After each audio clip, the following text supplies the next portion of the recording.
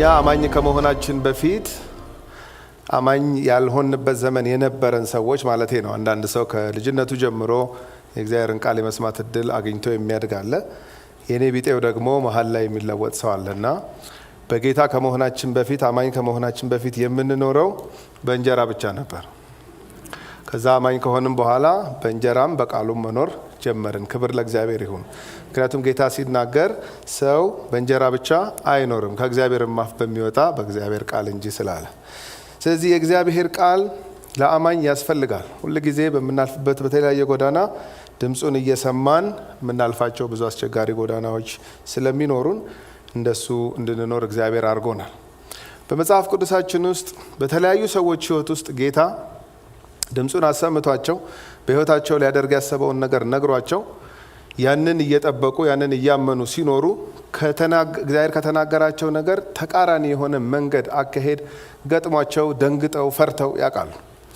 ግን በሚፈሩበት ሰዓት ጌታ በተለያየ መንገድ እየመጣ ድምጹን እያሰማ እያበረታቸው እያጸናቸው እስካያላቸው ልክ ድረስ ደርሰው ሕይወታቸው እንደተጠናቀቀ መጽሐፍ ቅዱስ ላይ የብዙ ሰዎች ታሪክ እንደተዘገበ እናውቃለን።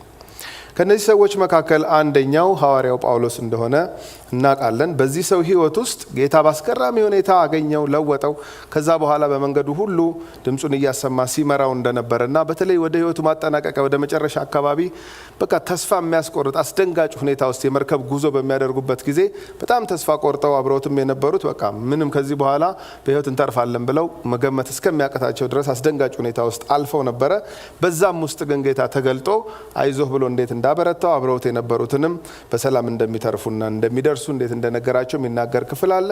እንግዲህ ጳውሎስን የረዳ ጌታ እኛንም ይረዳናል በማለት የጳውሎስ ጌታ የእኛም ጌታ ነው በማለት የእግዚአብሔርን ቃል አብረን እንመለከታለን። እግዚአብሔር አይዟችሁ ይለናል ብዬ ተስፋ አረጋለሁ።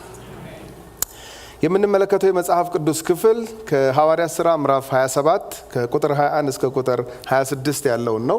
በእርግጥ በኋላ ወደ ቁጥር 33 34 ወረድ ብለን ለመመልከት እንሞክራለን። ምክንያቱም መጽሐፉ የትረካ መጽሐፍ ስለሆነ ትረካው ስለማያበቃ እዚህ ቁጥር 26 ላይ ስለማያበቃ ግን ለጊዜው የምናነበው ቴክስት ሐዋርያት ሥራ ምዕራፍ 27 ከቁጥር 21 እስከ ቁጥር 26 ያለውን ነው። እሱን እናነብና ጸሎት አድርገን በጌታ ፊት ከዛ ቃሉን ወደ መመልከት እንሄዳለን። መጽሐፍ ቅዱስ ከያዛችሁ እሱን ታወጡና በአንድነት እናነበዋለን።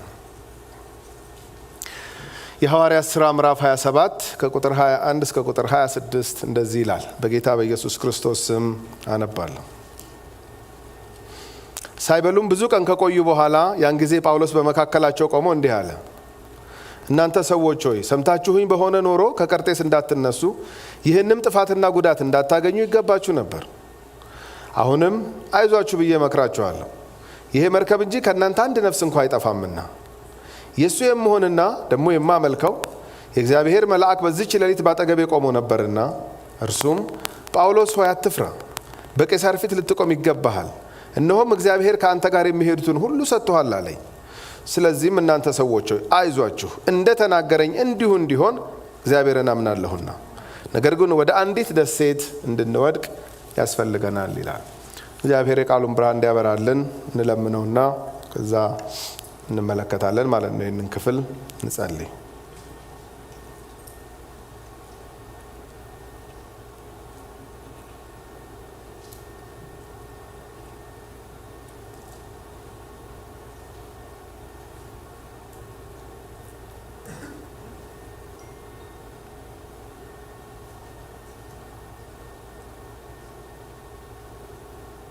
እግዚአብሔር አምላካችንና አባታችን ሆይ ደግሞ ስለዚህ ማለዳ እናመሰግንሃለን።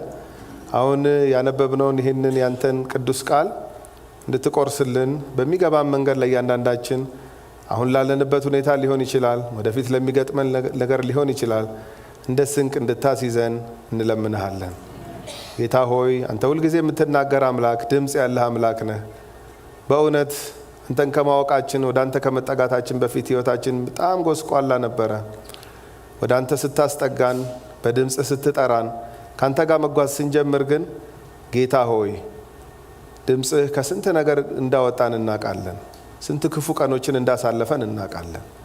እንለምንሃለን አሁን የምንሰማው ያንተ ቃል ያንተ ድምጽ ስራ ስለሚሰራ እግዚአብሔር ሆይ አንተ ወዳየህልን ስለሚያንደረድረን እጅግ አድርገን እናመሰግንሃል። ጌታ ሆይ ጊዜውን ሁሉ ላንተ አሳልፈን እንሰጣለን። በጌታችንና በመድኃኒታችን በኢየሱስ ክርስቶስ ስም አሜን። አሁን ያነበብነው የሐዋርያት ሥራ ምዕራፍ 27 ከቁጥር 21 እስከ ቁጥር 26 ያለው ጳውሎስ ወደ መጨረሻው አካባቢ ወደ ሕይወቱ ማጠናቀቂያ አካባቢ ባደረገው ጉዞ የገጠመውን አስቸጋሪ ሁኔታ ነው። ግን የጳውሎስ ሕይወት መቼም እዚህ ጋር አይደለም የሚጀምረው። ሁላችን እንደምናውቀው አሳዳጅ በነበረበት ሰዓት በሐዋርያት ሥራ ምዕራፍ 9 ላይ ሲለወጥ እናያለን። በእርግጥ ከዛም በፊት እስጢፋኖስ ተወግሮ በሞተ ጊዜ በሐዋርያት ሥራ ምዕራፍ 7 ላይ የወጋሪዎቹን ልብስ ያዥ እንደነበረ ተጽፎ እናያለን። ከዛ በኋላ እያሳደደ ያለ ጌታ ተገለጠለት። ምክንያቱም እግዚአብሔር መሐሪ ነው፣ በጣም አስደናቂ አምላክ ነው። አሳዳጁን ማረከው። ክብር ለእግዚአብሔር ይሁን። ከዛ በኋላ ልክ ለሱ በተገለጠለት ቀን በሐዋርያት ሥራ ምዕራፍ 9 ላይ ለአናንያ አንድ ቃል ተናግሮ ነበረ ጌታ። አናንያ ማለት ማን ነው? ከደቀ መዛሙርት አንዱ ነው። ለሳኦል ከተገለጠለት በኋላ ጌታ ኢየሱስ ክርስቶስ ቀጥሎ ለአናንያን የተገለጠ። አናንያን ምን አለው? ይሄ አሳዳጅ የነበረው ሳኦል የሚባለው ሰው ተለውጧል፣ አናግሬዋለሁ፣ ተስማምቷል፣ ከዚህ በኋላ አገልጋይ ሊሆን። ስለዚህ አንተ ልታገኘውና ልታበረታተው ይገባል፣ ከሌሎቹም አገልጋዮች ጋር ልታገናኘው ይገባል ብሎ ጌታ ተገልጦ ለአናንያ ሲያናግረው እንመለከት። አናንያ ፈርቶ ነበር። እንዴ አሳዳጅ ሰው እንኳን አጠገቡ ሄጄ እሱ ራሱ ባገኝ የትም ቦታ አሳደው የሚይዘኝ እኮ ነው፣ እንዴት አናገራለሁ? ግድ የለህም ለአንተ ከመገለጠ በፊት እሱን አናግሬዋለሁ ብሎ በጳውሎስ ሕይወት ውስጥ የሚሆነውን ነገር ለአናንያ ሲነግረው እናያለን። ሐዋርያት ሥራ ምዕራፍ 9 ቁጥር 15 ላይ እንደዚህ ይላል። በሐዋርያት ሥራ ምዕራፍ 9 ቁጥር 15 ጌታም ይህ አለ ሳኦልን፣ ወይንም በኋላ ተለውጦ ጳውሎስ የሚሆነውን አሳዳጁም ማለት ነው። ይሄ ሰው ይህ በአሕዛብም በነገስታትም በእስራኤልም ልጆች ፊት ስሜን ይሸከም ዘንድ ለእኔ የተመረጠ ዕቃ ነውና ሂድ፣ ስለ ስሜ ስንት መከራ ሊቀበል እንዲያስፈልገው እኔ አመለክተዋለሁና አለው ይላል። ምንድን ነው እያለ ያለው ለአናንያ? አሁን አሳዳጅነቱን አትመልከት፣ አሁን ተሳዳቢነቱን፣ አሁን ማንገላታቱን አትመልከት። እኔ እስክነካው ድረስ ነው፣ እኔ እስክገለጥለት ድረስ ነው፣ ድምፅ እስኪሰማ ድረስ ነው በዚህ በተበላሸ ሕይወት ውስጥ እየኖረ ያለው። አሁን ግን ከተገለጥኩለት በኋላ ከነካሁት በኋላ ኮምፕሊትሊ ሌላ ሰው ነው የሚሆነው። ይሄ ሰው ምን እንደሚሆን ታውቃለህ? ከዚህ በኋላ በነገስታት ፊት፣ በእስራኤል ልጆች ፊት፣ በአሕዛብ ፊት ስሜን ተሸክሞ ይቆማል። ከዚህ ውጭ በዚህ ሰው ሕይወት ውስጥ አይሆንም አለ። ክብር ለጌታ ይሁን። ይሄ ነው በቃ የሚሆነው አለ። እውነትም የጳውሎስን ሕይወት ስናጠና በሐዋርያት ሥራ መጽሐፍ ውስጥ በተለይ ከሐዋርያት ሥራ ምዕራፍ 13 እስከ 28 ሰፊ ሽፋን ሰጥቶ ሉቃስ የጻፈው ስለ ጳውሎስ አገልግሎት ነው። የሐዋርያት ሥራ ይባል እንጂ የሐዋርያቱ ሁሉ ሥራ እንዳልተጻፈ እናውቃለን። ሐዋርያት ሥራ ላይ ሰፊ ሽፋን የሰጠው ሉቃስ ጸሐፊው ለጳውሎስ አገልግሎት ነው። ስለዚህ በጳውሎስ አገልግሎት ውስጥ ምንድን ነው የሆነው ስንል ኤግዛክትሊ ወይ በአይሁድ ልጆች ፊት ይቆማል ወንጌልን ይዞ፣ ወይ በአሕዛብ ፊት ይቆማል፣ ሲያልፍ ደግሞ በነገስታት ፊት ይቆማል። አንድ ከተማ ይገባል ወንጌል ለመስበክ። ሲገባ ልክ ኢየሱስ የተከተለውን ዘዴ ነበር የሚከተለው። ወደ ምኩራብ ነው የሚሄድ። ኢየሱስ እንደመጣ ሲያገለግል ምኩራብ ነበር የሚገኝ። ስለዚህ ምኩራብ ይገባል። ዌልካም ካሉት ከተቀበሉት የአይሁድ ልጆች እስራኤላውያን ያገለግላቸዋል፣ ወደ ጌታ እንዲመጡ ይረዳቸዋል። ካባረሩት ደግሞ አሕዛብ ጋር ነው የሚሄደው። በኋላ ለመክሰስም አይመቻቸው። መጀመሪያ እነሱ ጋር ሄዶ ከገፉት ካባረሩት አሕዛብ ጋር ሄዶ ይሰብካል። አሕዛብ ወደ ጌታ በጣም ይመጡ ነበር። ስለዚህ እንደተባለው በእስራኤል ልጆች ፊት ይቆማል ወንጌልን ይዞ፣ ከዛ ደግሞ በአሕዛብ ፊት ይቆማል። የቀረው በነገስታት ፊት መቆም ነው። በነገስታት ፊት ይቆም ዘንድ እግዚአብሔር የተጠቀመበት መንገድ አስገራሚ ነው። በመከሰስ ነበረ ነገስታት ፊት የሚቀርበው፣ ግን ቃሉ እንዲፈጸም ክብር ለእግዚአብሔር ይሁን። ይከሰስ ነበር በተለያየ ጊዜ። ወንጀል ሰርቶ አይደለም፣ አወናብዶ አይደለም፣ ይሄንን ወንጌል ሲሰብክ ነው። እና የአውራጃ ገዢዎች፣ የወረዳ ገዢዎች ተሰቃይተው ነበረ። በቃ በሱ ምክንያት እየከሰሱ ያቀርቡታል። ካህናት አለቆች ይከሱታል፣ አይሁዳውያን ይከሱታል፣ ሁሌ ይከሰሳል። እና አቁም በቃ ይሄንን ትምህርት እያሉ ብዙ ማስፈራሪያም ደርሶበታል፣ እስር ደርሶበታል፣ መንገላታት፣ ብዙ ነገር ደርሶበታል። ግን ምን ይሆን ዘንድ ነው? በነገስታት ፊት ስሜን ተሸክሞ ይቆም ዘንድ ግድ ነው። ይሄ ነው የሚሆነው በዚህ ሰው ህይወት ውስጥ ስላለ እግዚአብሔር ያለው ነበር በዚህ ሰው ህይወት ውስጥ የሚሆነው። በእያንዳንዳችን ህይወት የሚሆነው ጌታ ያለው ነው። ክብር ለእግዚአብሔር ይሁን። እኛ እንደ ሰው ፕላን እናደርጋለን፣ ፕሮግራም እንይዛለን፣ ክፉ ይሁን ደግ እናቅዳለን። የሚሆነው ግን ጌታ ያለው ነው። በዚህ ሰው ህይወት ውስጥ ይሄ ሲሆን እናያለን። እና ያንገላቱታል መፍረድ እስኪያቅታቸው ድረስ። አንዳንድ ጊዜ ተከሶ ይቀርባል። እነ ፊሊክስ ፊት ቀርቧል፣ እነ አግሪጳ ፊት ቀርቧል። እነሱ የአውራጃ ገዢዎች ናቸው። ሲያዩት ኢኖሰንት ነው፣ እንዴት አድርገው ይፍረዱበት? ቆይ ምንድን ነው አንተ በቃ ለምን አታተውም? ይሄን አዲስ ትምህርት በጠበጥከው እኮ ከተማውን በቃ ለምን አትተውም ሲሉት ይላል በቃ እሱ ደማስቆ እዛ መንገድ ላይ የተገለጠልኝ ይላል። ክብር ለጌታ ይሁን። የተነካውን መነካት እሱ ነው የሚያውቀው። በቃ ይቅር በቃ ተው በቃ ይሄን አዲሱን ትምህርት ተው ሲሉት እሱ ከቀረማ ምን ህይወት አለኝ? በቃ እዛ ጋ እኮ ነው ተርኒንግ ፖይንቱ። እዛ ጋ ነው እኮ አዲስ ህይወት የጀመረው። ስለዚህ በቃ ተው ይሉታል። አልተውም ይላል እሱ ደግሞ አልተውም፣ ይህንንም አላቆመም ይላል። ደግሞ ሲያዩት እንዳይፈርዱበት ምን በቃ አንዳንዴ እንደውም ሮማዊ አይደለም ብለው በህጋቸው ነገር ሲያደርጉ ሮማዊ ነኝ ይላቸዋል። ሮማዊ ምን እንዴ? አዎ። መጨረሻ ላይ እነ አግሪጳም እነ ፊሊክስም መፍረድ ሲያቅታቸው ራሱ ተነስቶ ምን አለ? ሐዋርያት ሥራ ምዕራፍ 25 ቁጥር 11 ላይ እንግዲህ እናንተ መፍረድ ያቃታችሁ እንደሆነ እንደ ሮማዊነቴ እንደ ህግ አዋቂነቴ የአገሪቱን ህግ ስለማቅ አለ ይግባኝ ብያለሁ አለ። ምን ይግባኝ ብያለሁ? ይግባኝም ታውቃለህ? በደንብ ነው አማቅ። እና ምንድነው የምትፈልገው? ቄሳር ፊት እቀርባለሁ አለ። ሮም ይሄዳለሁ፣ ጣሊያን ዋናው ኃላፊ ጋር እቀርባለሁ። እናንተ ያቃታችሁ እንደሆነ መፍረድ ያቃታችሁ አይደል? እናንተ በቃ እዛ እቀርባለሁ።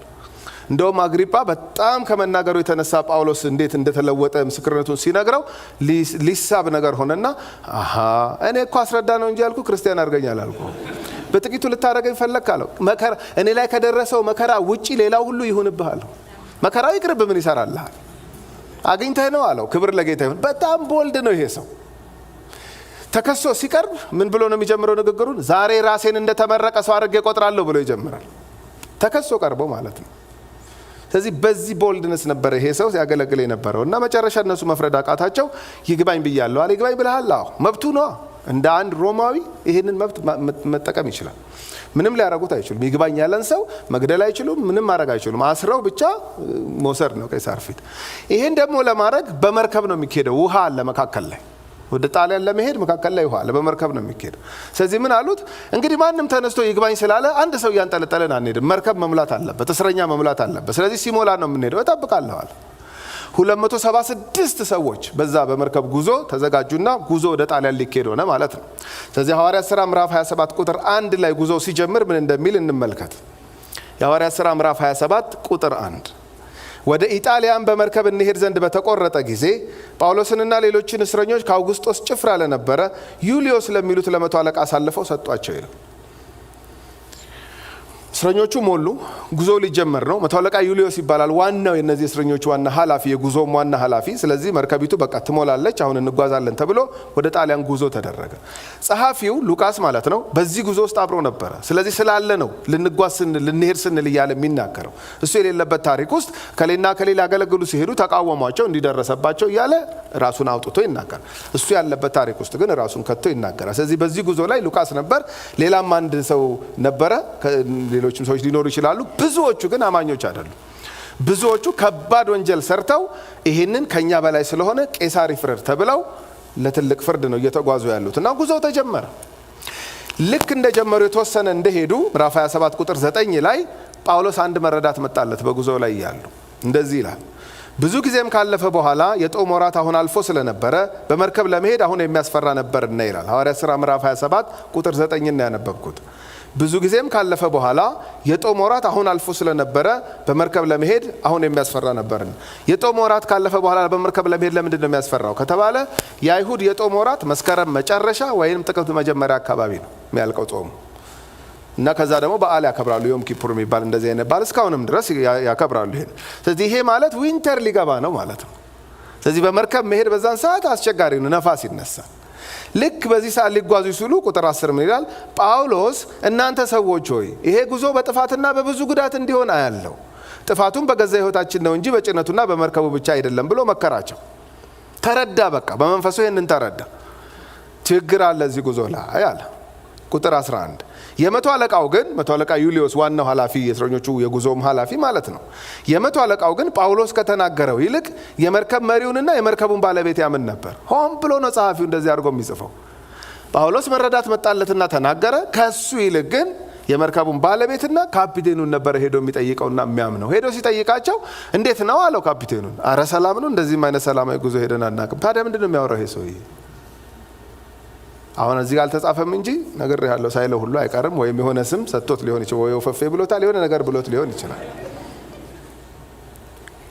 የመርከቡ ባለቤት ደግሞ ዋና ተጎጂ እሱ ነው የሚሆነው። እነዚህ እስረኞች ስለሆኑ ቢሞቱም ምን ቢሉ ማንም ላያዝንላቸው ይችላል። ሰውየው ግን ከምንም በላይ ለንብረቱ ስለሚያስብ እንዴት ነው ሲለው የመርከቡን ባለቤት ሰላም ነው አለ። በቃ ታዲያ እነዚህ ሁለቱም ሰላም ነው እያሉ ይህ ሰውዬ ምንድን ነው የሚቃዠው ብለው ማንም ከቁም ነገር አልቆጠረውም። በቃ ሰላም ነው እንጓዝ ተባለ።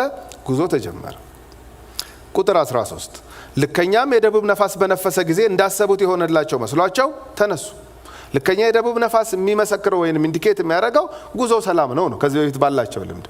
ስለዚህ አሁንም ልከኛ የደቡብ ነፋስ ሲነፍስ ብታርፍ ይሻላል፣ ከዚህ በኋላ ታየኝ ምናምን ብትል ነግሬሃለሁ ሊለው ሁሉ ይችላል። ይሄን ሰው በቀርጤስም አጠገብ ጥግ ጥጉን አለፉ። ነገር ግን እጅግ ሳይዘገይ ብዙ ሳይጓዙ ማለት ነው አውራቂስ የሚሉት አውሎ ነፋስ ከዚያ ወረደባቸው። መርከቡም ተነጥቆ ነፋሱን ሲቃወም መሄድ ስላልቻለ ለቀነው ተነዳን። የሚሞከረውን ሁሉ ሞከርን። ያልከኛ የደቡብ ነፋስ ለካላንዴ ነበር ብልጭ የሚለው። ከዛ በኋላ የትግባ ጠፋ። ከዛስ ሞከርን የምንሞክረውን ነገር ሁሉ ለመትረፍ በቃ የሚሆን አይደለም። ከዛስ ለቀነው ተነዳን። ምን ማለት ነው? ያደረስክበት አድርሰን። የመጨረሻ ተስፋ ቆረጡ ማለት ነው። በቃ እነዚህ ሰዎች ምንም በቃ ይሄ አውራቂስ የሚባለው ነፋስ ያሁኑ ሄሪኬን ነው። ወቅቱን ተመልከቱት። አሁን ቴክኖሎጂ እንኳን በጣም ሰልጥኖ እንዴት አይነት አደጋ እንደሚያደርስ እየሰማን ነው አይደለም? እንግዲህ እነዚህ ሰዎች ምን ውስጥ እንደገቡ ተመልከቱ። በቃ ተስፋ ቆረጡ። ከዛ በኋላ ጨረቃ ያዩ፣ ፀሐይ ያዩ፣ ከዋክብት ያዩ ምን ይንጋ ይምሽ ሁሉ ማወቅ እንኳን እስከማይችሉበት ድረስ ከፍተኛ መሸፈን ውስጥ ገብተው ነበር። ከዛ ቁጥር 19 ላይ ይላል በሶስተኛውም ቀን የመርከቡን ዕቃ በእጃችን ወረወርን፣ እሱም መፍትሄ ሊሆን አልቻለም። ብዙ ቀንም ፀሐይን ከዋክብትንም ሳናይ ትልቅ ነፋስም ሲበረታብን ጊዜ ወደፊት እንድናለን የማለት ተስፋ ሁሉ ተቆረጠ። በቃ ሁሉም ተስፋ ቆረጠ። አይ በቃ ግን እኮ የሚገርማችሁ ነገር በሐዋርያት ሥራ ምዕራፍ 23 ቁጥር 11 ላይ ጌታ ራሱ በሌሊት ተገልጦ ለጳውሎስ ምን ብሎታል? በኢየሩሳሌም እንደመሰከርክልኝ በሮሜ ትመሰክርልኛል የሚል ቃል ነግሮታል። እና እሱ ቃልስ አሁን ተስፋ ቆርጠዋል። ቄሳርን ፊት ማየት የማይታሰብ ነው፣ ጣሊያን መግባት የማይታሰብ ነው፣ በቃ ውሃ ውስጥ መቅረታችን ነው ብለዋል። ጌታ ደግሞ ነግሮታል። እውነት ነው፣ በአውራጃ ገዢዎች ፊት መቆም ጀምሯል ጳውሎስ። የሚቀረው ግን ዋናው ሰውዬ ጋር። ለዚህም ደግሞ ቃል በቃል ሮም ብሎታል፣ ጣሊያን ብሎታል፣ ትገባለህ ብሎታል። ግን ይኸው ይሄ ስቶርም ተነሳ።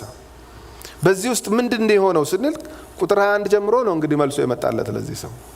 አላቅም እያንዳንዳችን የምናልፍበትን ወደፊትም የምናልፍበትን ህይወት እንዳሰመር ነው አልሄድ ሲል ደጋግመን አይተነዋል። ወደዚህ ነው ስንል ወደዚህ ወስደናል፣ ወደዚህ ነው ስንል ወደዚህ ወስደናል። ብዙም አስብሎን ሊሆን ይችላል በሰዎች ዘንድ እንኳን ያልሽው እንዲህ አልነበረም እንዲህ ያልከው እንደዚህ አልነበረም እንዲህ ሁሉ አስብሎን ሊሆን ይችላል። ግን እግዚአብሔር አዋቂ ነው። እግዚአብሔር የሚሰራውን ጠንቅቆ የሚያውቅ አምላክ። እግዚአብሔር ላይ ያደርግ አይናገርም። ስለዚህ ለጳውሎስ ፕሮሚስ ገብቶለታል፣ ትደርሳለህ ብሎታል። ግን አሁን ይሄ ከባድ ፈተና ደርሶባቸዋል፣ ተስፋ ቆርጠዋል። በዚህ መካከል ምን ሆነ? ቁጥር 21 ጀምሮ ሳይበሉም ብዙ ቀን ከቆዩ በኋላ ስንት ቀን አይ ዶንት ኖ ስንት ቀን እንደቆዩ አላውቅም። በኋላ ግን 14 ቀን የሚል እናገኛለን ወደ ቁጥር 33 ስንመጣ። አሁን ግን ስንተኛ ቀን ነው? 7 ይሁን 8 ምንም አላውቅም። ምክንያቱም ፀሐይም ስለማይወጣ ከዋክብትም ስለማዩ ይንጋ ይምሽ ሁሉ አያውቁም። እነዚህ ሰዎች ተሸፍነዋል። ኦልሬዲ ከባድ ጉዞ ነው። ሳይበሉም ብዙ ቀን ከቆዩ በኋላ ያን ጊዜ ጳውሎስ በመካከላቸው ቆሞ እንዲህ አለ፣ እናንተ ሰዎች ሆይ። ምናልባት አጨብጭቦም ሊሆን ይችላል እዚህ ጋር፣ ምክንያቱም ጩኸት በርትቷል። ወይኔ ነው ሰው ሁሉ የሚለው፣ ይበለኝ በገዛ እጄ ነው ባልሰርቅ ኖሮ እንደዚህ ብዙ ሊሉ ይችላሉ። አማልክቶቻቸውን ሊጠሩ ይችላሉ። በዛ ጩኸት መካከል ሄይ አንዴ አዳምጡኝ፣ እናንተ ሰዎች ሆይ ሰምታችሁኝ በሆነ ነው ከቀርጤስ እንዳትነሱ ይህንም ጥፋትና ጉዳት እንዳታገኙ ይገባችሁ ነበር። አሁን እዚህ ጋር ስንመለከተው በደንብ ካላየ ነው ጳውሎስ እየወቀሰ ነው የሚመስለው። ይበልህ የሚል ይመስላል፣ ግን አይደለም። የሚሰቃይ ሰው እንዴት ይወቀሳል? ስንነሳ ትዝ ይልሃል በእናትህ ተወኝ ነው የምለው። አሁን እዛ ጉዞ ላይ ብሆን ስንነሳ ትዝ ይልሃል አልተናገርኩም ቢል ኧረ በእናትህ ተወኝ፣ ለአሁኑ መፍትሄ ካለ ንገረኝ፣ ይልቅስ ስለ ባለፈው ተወቅሰኛለህ ነው የምለው እኔ ብሆን። በእርግጥም ጳውሎስ እየወቀሰ አይደለም እዚህ ቦታ ላይ። ታዲያ ምን እያደረገ ነው ካላችሁ፣ ስንነሳ ተናግሬ ነበር፣ ይሄ ጥፋት እንዳያገኘን ተናግሬ ነበረ፣ ግን አልሰማችሁኝም። ቁጥር 22 አሁንም አለ አይዟችሁ ብዬ መክራችኋለሁ። ትልቁ ትኩረት ምንድን ነው? ፕሊስ ያሁኑን ስሙኝ ለማለት ነው። ያለፈው አለፈ። ያለፈው እኔ ሲገባኝ እኔ ስረዳ አብራችሁ አልተረዳችሁም፣ እናንተ አልገባችሁም። ኢትስ ኦኬ። ለእኔ የመጣ መገለጥ ለሀገር ሁሉ አልመጣም፣ ለተሳፋሪ ሁሉ አልመጣም። ለእኔ ነው የመጣው መገለጡ። አላመናችሁኝም፣ ችግር የለም። የአሁኑን ግን ፕሊስ እያላቸው፣ የአሁኑን ፕሊስ። ያለፈውን ሳሰሙኝ ቀራችሁ፣ ይኸው እንደዚህ አይነት ነገር ውስጥ አለፈን። እስቲ የአሁኑን እንኳን ስሙኝ ለማለት ነው ይሄንን በፊቱን ያነሳው። አሁንም አለ አይዟችሁ ብዬ መክራችኋለሁ። እንዴ ምን ስላገኘ አይዟችሁ ለማለት በቃ ይሄ ሰው ምንም የተለወጠ ነገር የለም። መናወጡ እንዳለ ነው። ምንም እንደውም እየባሰበት ነው የሚሄደው። ከዚህም በኋላ አሁን ከሚናገረውም በኋላ እንኳን ወዲያው ቆማ አይልም። እንደውም ሲቀጥል ነው የምንመለከተው። ገና የመርከብ መሰበር ብዙ ነገር ይቀጥላል። እንዴት አይዟችሁ ሊል ቻለ? አይዞህ የሚለው ጌታ መልአክ ስላከለት ነው። ክብር ለጌታ ይሁን። አይዟችሁ ብዬ መክራችኋለሁ፣ ይህ መርከብ እንጂ ከእናንተ አንድ ነፍስ እንኳ አይጠፋምና። በምን አወቅ? በመርከቡ ላይ ብቻ ነው ችግር የሚፈጠረው? አዎ። በምን አወቅ? ሳስበው ምን ደርስ ይመስለኛል ነው ያላቸው። ሳስበው ብሎ ማጽናናት አይቻልም፣ መጽናናትም አይቻልም። ድምፅ ሰምቶ ነው ሰው የሚጽናናው። በድምጽ መጓዝ የጀመረ ሰው፣ በድምጽ መኖር የጀመረ አማኝ አሁንም መድኃኒቱ ድምጽ ነው። ክብር ለእግዚአብሔር ይሁን።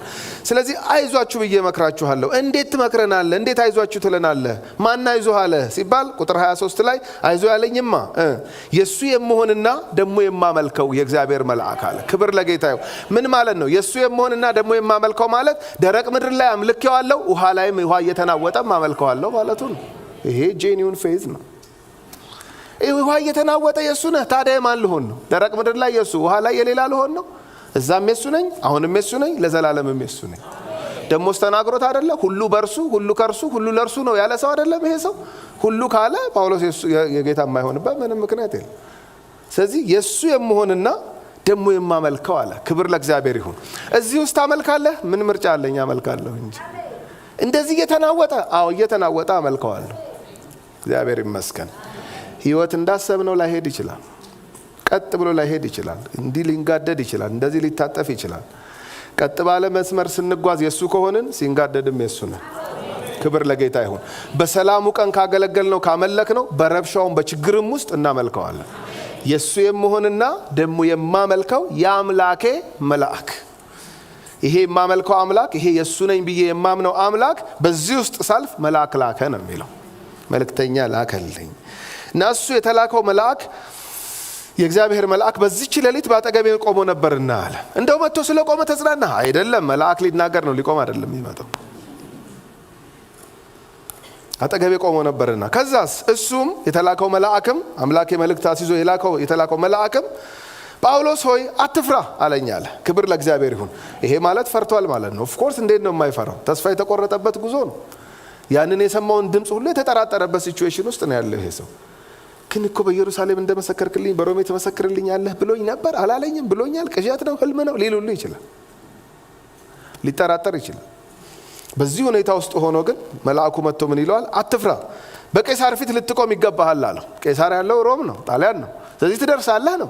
ይሄ ስቶርም ያልፋል። ክብር ለእግዚአብሔር ይሁን። ያልፋል። በሰው አይቻልም፣ በጌታ ግን ይቻላል። በሰው ተስፋ ተቆርጧል፣ በጌታ ግን ይቻላል።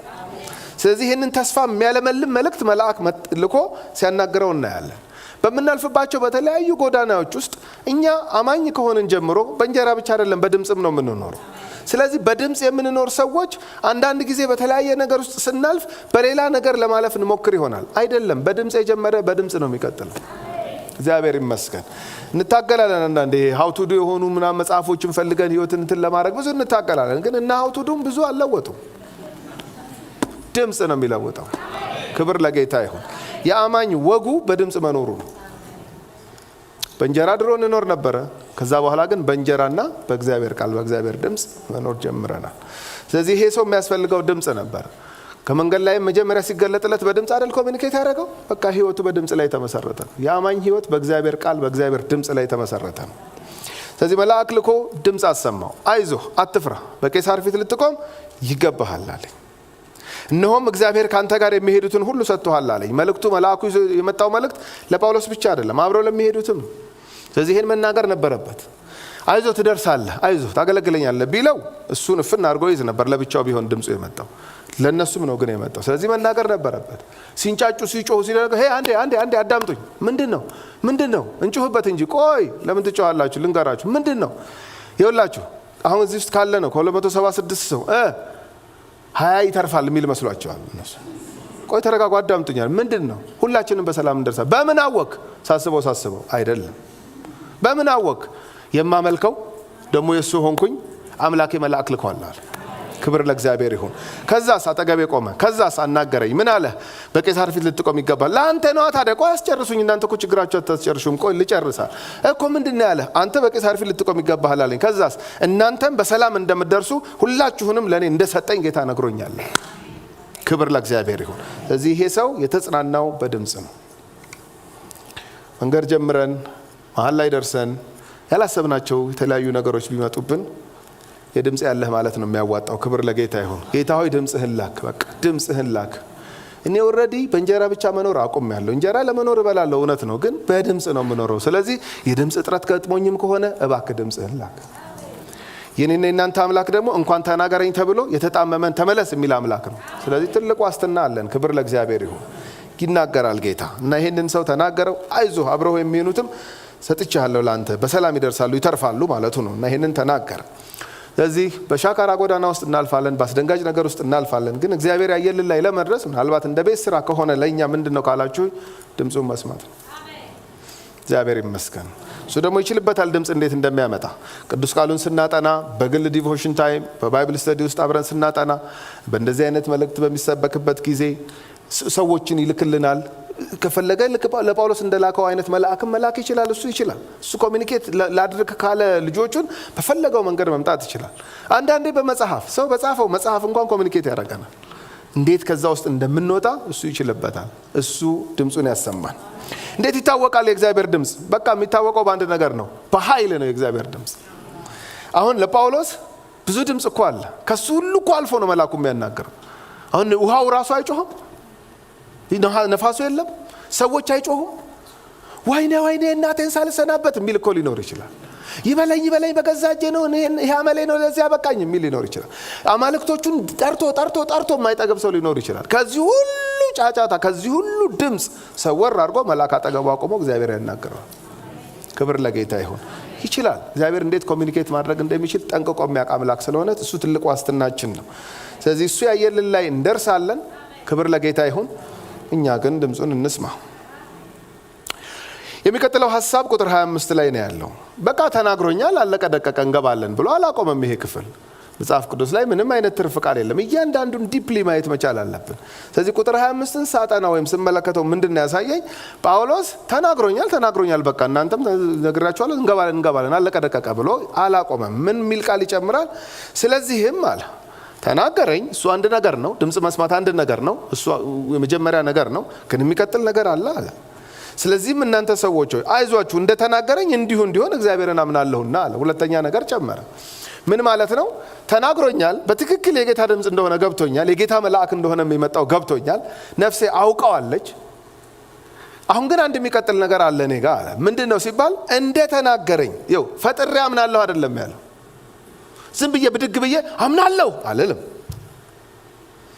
እንደተናገረኝ መልአክ ልኮ እንደተናገረኝ እንደዛው ቃል በቃል ማለት ነው። እንደተናገረኝ እንደዛው እግዚአብሔር እንደሚያደርግልኝ ለእናንተም እንደሚያደርግ እኔ ምን አደርጋለሁ? አምናለሁ አለ። እግዚአብሔር ያየልን ላይ እንደርሳለን። ግን እኛ ድምፁን እንስማ። ከዛስ የሰማነውን እንመን።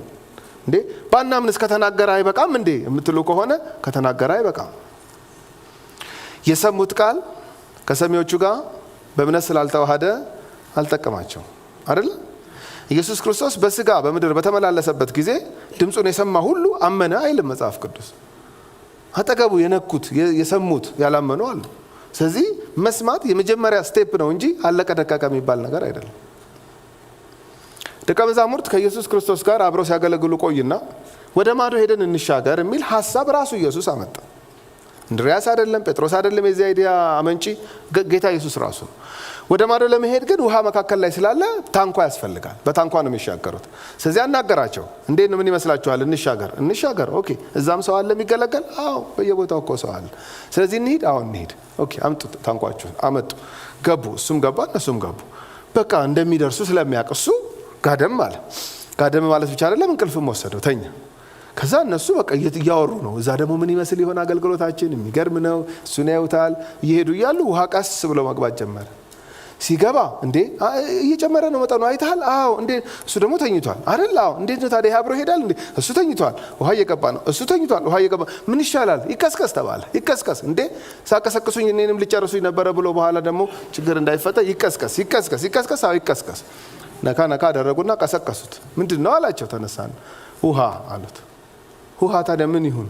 ገባ እና እንዴ ልንጠፋ ነው ግዳይ ለህም እንዴት ነው ነገሩ ነው? አዎ ኦኬ። አሁን ሁለት ነገር ነው የማደርገው አለ። ሁለት የሚገሰጽ ነገር አግኝቻለሁ። መጀመሪያ ውሃ ነው፣ ከዛ እነሱ ናቸው የሚገሰጹት። እና ውሃውን መጀመሪያ ገሰጸው። ውጣ ነው ያለው። በቃ ውጣ ሲል ሹክክ ብሎ ወጣው። ውሃው ከወጣ በኋላ ቀጥሎ እነሱን እንደዚህ ያላቸው። ወደ ማዶ እንሻገር ያለው አንተ ነበርክ እንድሪያስ? አይደለሁም፣ ራስህ ነው ያልከው። ዮሐንስ አንተ ነበርክ አይዳ ሐሳቡን ያመጣው? ኖ ራስህ። ታዲያ እኔ እንሻገር ብዬ እንዴት ስንጠፋ ታያችሁ? ማለት እምነታችሁ ወዴት አለ ነው ያላቸው። ተግሳጽ ነው ይሄ። እምነታችሁ ወዴት አለ? እምነታችሁ ቢኖር ኖሮ እኔንም አቀሰቅሱም እናንተም ውሃውን ታሰጡት ነበር። እምነታችሁ ወዴት አለ ማለት እንሻገር የሚል ቃል በተናገርኩት ቃል ላይ ያለው እምነታችሁ ማለት ነው። ስላልሰሙ አይደለም፣ ሰምተዋል ግን ተረብሸዋል፣ ተጨንቀዋል። ስለዚህ ችግሩ ምን ላይ ነበረ? እንሻገር የሚለውን ቃል ያመኑበት ልክ ነበር፣ ወይንም ይሄ ቃል በእነሱስ ምን ያህል ተዋህዶ ነበር ነው። ደግነቱ ጌታ ውሃውንም ገሰጸ፣ እነሱንም ገሰጸ። ከዛ በኋላ ደረሱና አገለገሉ ነው የሚለው። ስለዚህ መስማት የመጀመሪያ ስቴፕ ነው እንጂ ያለቀ ደቀቀ አይደለም። አሁን ይሄ እንደተናገረኝ እንዲሁ እግዚአብሔር እንደሚያደርግ አምናለሁ የሚለውን ቃል ስመለከት ሁለት ስህተት እንዳንሳሳት ፈራለሁ። አንዱ ምንም ሳይለን ለማመን መጣጣር፣ እሱ ወደ ወኔ ነው የሚጠጋው እንጂ ወደ እምነት አይጠጋም። አሁን እግዚአብሔር ምንም ሳይለው ለማመን አምናለሁ፣ እኔ አምናለሁ። ምንድን ነው የማምነው እንዴ? እዚህ ምን እንዴ? እምነት እኮ መንጠልጠያ ያለው እኮ እሱም የእግዚአብሔር ቃል አይደለ? ዝም ብሎ አየር ላይ እንትን አያደርግም። አንዱ እሱ ነው። ሌላኛው ያለማመን ችግር ተናግሮን ያለማመን። የመጀመሪያው ምንም ሳይለን በግል ለግል ማንነት ጀነራል የሆነ የእግዚአብሔር ፕሮሚስ አለ በእግዚአብሔር ቃል ውስጥ ሁላችንን የሚመለከት። ግን በግል ምንም ሳይለን ለማመን መጣጣር እሱ አደጋ አለው። እየተናገረን በግል እየተናገረን አለማመን ደግሞ እሱ ከባድ ችግር ነው እና ሁለቱንም መጠንቀቅ ይጠይቃል ብዬ አስባለሁኝ። ወደ ጳውሎስ ልመለስ። ስለዚህ እንደርሳለን እንገባለን ብሎ ሲናገር ጳውሎስ የመጀመሪያው መልአክ ልኮ እግዚአብሔር አናግሮኛል፣ ድምፅ ሰምቻለሁ ነው። ሁለተኛው ደግሞ ምንድነው ስትል አምናለሁ ነው ያለው። በቃ እንደተናገረኝ እንዲሁ እንደሚያደርግ አምናለሁ። እግዚአብሔር ያየልን ላይ እንደርሳለን። እኛ ግን ድምፁን እንስማ። ከዛስ የሰማነውን የድምፁን ያክል እንመን። ባለቤቱ እሱ ነው። ራሱን ታምኖ ነው። አሁን ጌታ መልአክ ልኮ እዚህ ጋር ሲናገረው ጳውሎስና ተጓዦቹን ራሱን ታምኖ ነው እንጂ ሁኔታው የሚያደርስ አይደለም። ሁሉም ተስፋ ቆርጧል። ግን ራሱን ታምኖ ጌታ መልአክ ልኮ ይናገራል። ክብር ለጌታ ይሁን። ስለዚህ የተናገረንን ስናምን በልካችን ሳይሆን በልኩ እሱ ይችላል። በጣም ኦድ ሊሆን ይችላል የነገረን ነገር ይችላል። ክብር ለጌታ ይሁን። ስለዚህ ማመን ነው ሁለተኛው። የሚቀጥለው ሶስተኛው ሐሳብ ወደ ቁጥር 33 ይሄዳል። ከቁጥር 33 እስከ ቁጥር 36 ያለውን ነው። እሱ ላይ ነው የምንመለከተው። ምንድነው ያደረገው? ጳውሎስ ተናግሮኛል አለ። አሁን የሚሰማው ድምፅ ጩኸት ነው፣ ውሃ ነው፣ ነፋስ ነው፣ በጣም የሚያናውጥ ነገር ነው። ከዚህ ሁሉ አልፎ ግን ጌታ መልአክ ልኮ ድምፅ አሰምቶኛል አለ። እሺ። እንደተናገረኝ በመልአኩ እንደመጣው መልእክት እንደዛው አምናለሁ አለ። እሺ። ከዛ ቀጥሎ የወሰደው ስቴፕ ምንድነው? እንዳመነ ሰው አክት አደርጋለሁ አለ። ማለት ደረቅ ምድር ላይ ሳይሆን ውሃው ላይ አክት አደርጋለሁ። አመንኩ አይደል ዛሬ? አዎ በቃ አሁን ነው ኤክሰርሳይዝ ማድረገዋል። ጄኒውን እምነት ይሄ ነው። አሁን እንደርሳለን፣ በቃ እንደርሳለን፣ ጌታ መልአኩን ልኮ ተናግሮኛል ብሎ ጩኸቱን አልቀጠለም፣ ፍርሃቱን አልቀጠለም። ደረቅ ምድር ላይ ሲደርስ አይደለም ኖርማል ላይፉን የቀጠለው፣ ውሃው ላይ ሳይቆም ማለት ነው። ነውጡ ሳይቆም ምንም እኮ የተለወጠ ነገር የለም። ይፍን እሱ ነው ድምፅ ሰማው አምናለሁ ጌታ ነው ያለው እንጂ ነገሩ እንዳለ ነው ያለው። ነገሩ እንዳለ እያለ አንድ ኦድ የሆነ ነገር አደረገ። በእርግጥ ሲታይ ኦድ ነው፣ ግን አማኝ የሚያደርገው ነገር ነው።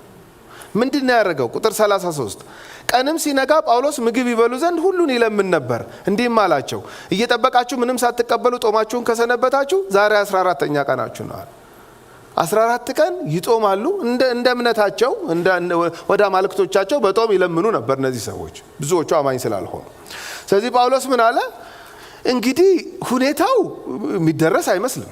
ተስፋ ቆርጠና ዕቃ ብንቀንስም ምንም የሚሆን ነገር አይደለም። አልቀነሰም። ሁሉ ነገር እየተናወጠ ነው ያለው። በዚህ መሃል ነው እንግዲህ ጌታ መልአኩን ልኮ የተናገረኝ። እኔ ደግሞ ልምድ አለኝ እሱን የማመን ከዚህ በፊት ያለኝ ሲሆን አይቻለሁ።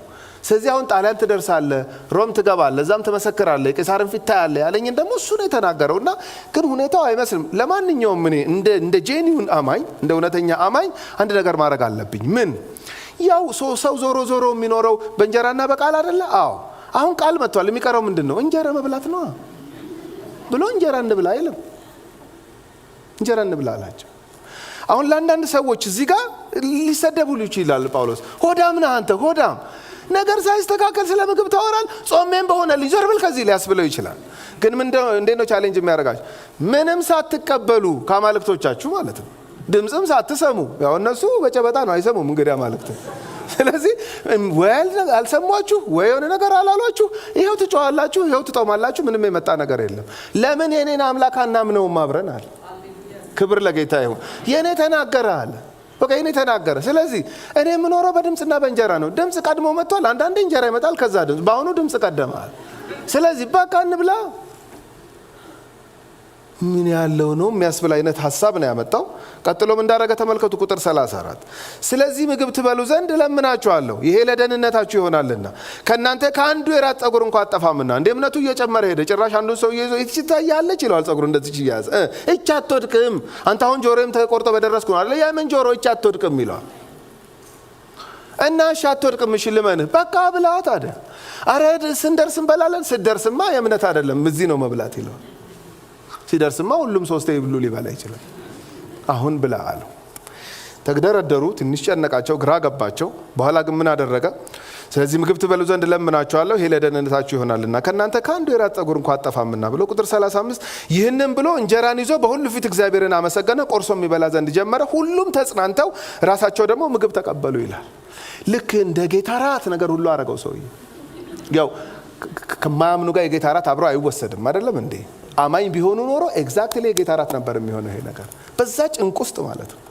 ስለዚህ አነሳ አመሰገነ ጌታውን መብላት ጀመረ። ከዛ እነሱም ተጽናንተው መብላት ጀመሩ ይላል። ይሄ ሄልዚ ኮንታሚኔሽን ይባላል። እምነት ማጋባት ማለት ነው። አጋባባቸው። ደንግጠዋል እኮ እነሱ። ይሄ የሚያወራውን እኮ ምንም እኮ የሚያውቁት ነገር የለም። ስለ ጳውሎስ አምላክ ምንም የሚያውቁት ነገር የለም። በተጽናናበት መጽናናት ግን ያጽናናቸው ነበር። ክብር ለጌታ ይሁን። የእግዚአብሔር ድምጽ በኃይል ነው። በእውነት በኃይል ነው። እንዴት አልፎ እንደሚመጣ አያስታውቅም። በቃ አልፎ ይገባል። ክብር ለእግዚአብሔር። የሰውን ሐሳብ አልፎ ጅማትንና ቅልጥምን አጥንትን አልፎ ይገባል። በኃይል ነው የእግዚአብሔር ድምጽ። ከሁኔታ በላይ ነው የእግዚአብሔር ድምጽ። እንደዚህ ነው የሆነለት ለጳውሎስና አብረውት ለሚጓዙት። ከዛስ ተወሰነ ቀናት አሳለፉ። ሄዱ።